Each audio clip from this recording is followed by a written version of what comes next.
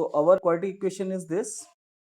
इस फॉर्मेट में है, थोड़ी सी अजीब लग रही है देखने में क्योंकि हमारा जो कांस्टेंट टर्म है वो फ्रैक्शनल वैल्यू है, इसलिए देख के अजीब लग रहा है कि हम इसके फ्रैक्शन कैसे करेंगे। ठीक है, मल्टीपल तरीके हैं इसको करने के, 2-3 तरीके से हो जाते हैं इस टाइप के क्वेश्चन। मैं आपको पहले एक मेथड बता रहा हूँ।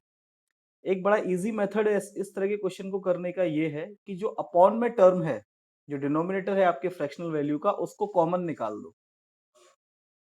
यानी ये 8 जो है इसको मैं कॉमन निकाल रहा हूँ, तो डिनोमिनेटर है तो 8 क्या निकलेगा, वो 1/8 ही निकलेगा। ठीक है,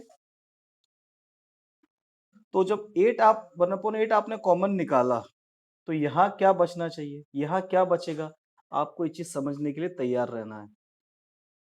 जब 1/8 कॉमन निकला तो यहाँ पे क्या टर्म बचेगा, थोड़ा सोच के जवाब दो मुझे।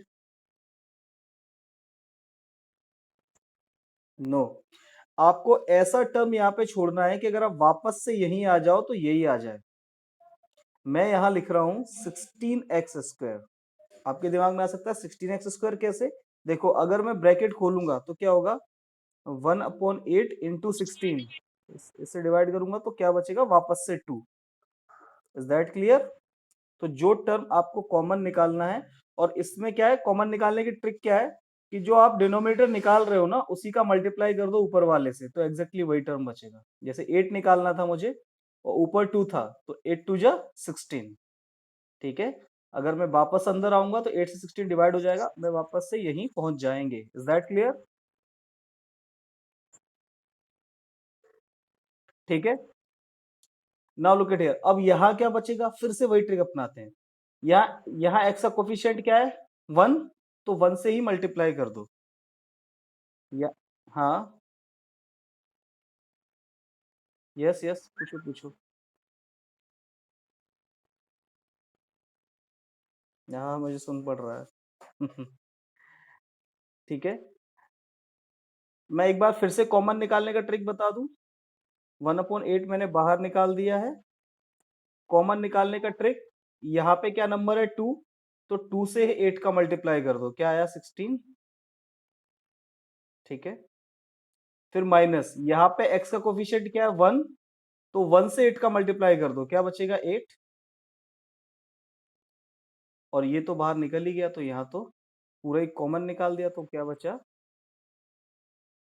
z clear.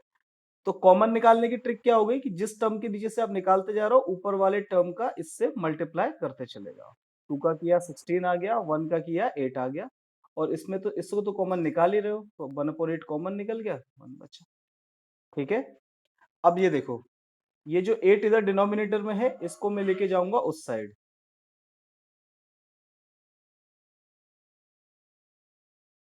तो क्या हुआ, 0 इंटू 8, तो फाइनल क्या बचा, is to 0. So now I have converted this given equation into a different kind of quadratic equation. हालांकि दोनों का मतलब एक ही है, जो ये लिखा है वही ये लिखा है, but in a different form. हाँ, बोलो।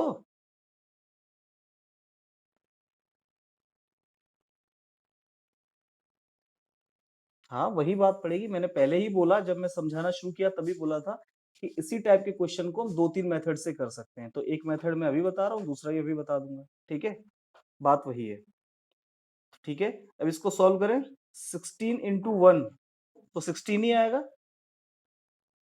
ठीक है, तो हमें अब 16 के ऐसे फैक्टर करने हैं जो 8 आ जाए, तो बड़ा इजी है, 4 इंटू 4, 4 इंटू 4 16 होता है, और 4 प्लस 4 क्या होता है, 8, तो फैक्टर कर दो, -4x प्लस 1 इक्वल्स टू, अब ये दो टर्म कॉमन निकाल दो, दोनों में 4x कॉमन दिख रहा है निकलते हुए, यहां से निकाला तो 4x बचा, यहाँ 1 बचा, इसमें कुछ नहीं दिख रहा तो -1 कॉमन निकाल दो।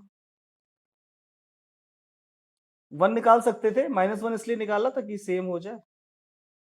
अब दो टर्म हो गए, दोनों में 4x-1 मुझे कॉमन दिख रहा है, ये और ये बाहर निकाल दिया, यहां से बाहर निकला तो क्या बचा, 4x, और यहां से निकला तो क्या बचा, -1 0। दोनों को इक्वेट कर दो 0 से, तो क्या हुआ, x = 1/4, एंड सिमिलरली, ठीक है। अब जैसा तुमने बोला कि इसी क्वेश्चन को दूसरे मेथड से भी कर सकते थे, यस बिल्कुल कर सकते थे। क्या कर सकते हैं हम इसी को, 2x square minus x 1/8 equals to 0। भैया क्या इसके वेक्टर्स होंगे 400 पता नहीं क्या, वेट बीच में मत बोलो। So I am taking the LCM, LCM 8 लिया, तब भी क्या बचा, 1 से डिवाइड किया 8 को, 8 टाइम्स 8 टू 16, फिर 1 से डिवाइड किया 8 को तो 8x, 8 से डिवाइड किया 1, 1 इंटू 1 इक्वल्स टू 0। तब भी अब ये 8 नीचे है, उस साइड लेके जाइए, 0 इंटू 8, तो फाइनली क्या बचा है। तो आपको जो भी मेथड अच्छा लगे वो करके, is that clear? if you want to take a screenshot, you can take this method as well as this method.